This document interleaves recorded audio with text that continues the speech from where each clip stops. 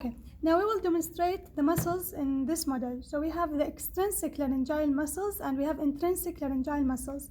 Now, if we go posteriorly here, we will see the intrinsic laryngeal muscles. Now, firstly, this important, very important muscle, okay, this muscle is called the Cricothyroid muscle. Basically, this is the posterior Cricothyroid muscle. This is 31. You can see it. This one is the lateral Cricothyroid muscle. So this is the lateral Cricothyroid. This is the posterior Cricothyroid. Okay, you can see here's the 30. This is also a continuation. Cricothyroid. Okay, it's attached to the arytenoid cartilage. Now here we have this small muscle. This is the oblique arytenoid muscle, and this one is the transverse arytenoid muscle. Oblique as the fibers going obliquely, and the transverse, they are going transverse.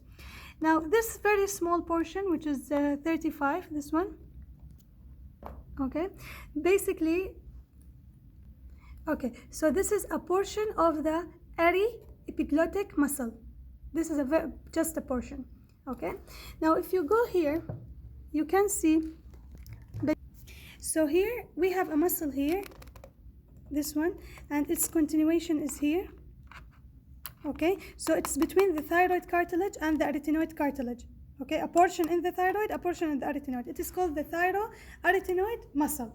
Okay, thyroarytenoid. We have another, the last intrinsic muscle, which is basically more anteriorly, and it is the this one, cricothyroid muscle, and we have here the citrate fibers, and this is the oblique fibers. Now, important to mention about the innervation for these muscles.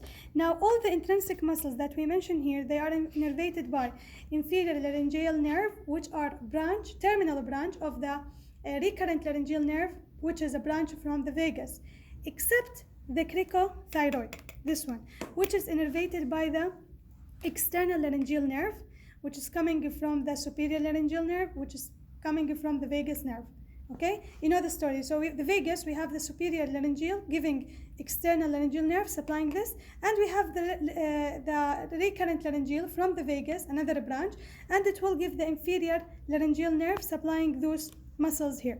Now, just for the action, only for this muscle, it's important to mention that this muscle, the posterior cricothyroid muscle, cricoarytenoid muscle, basically it abducts the vocal cord.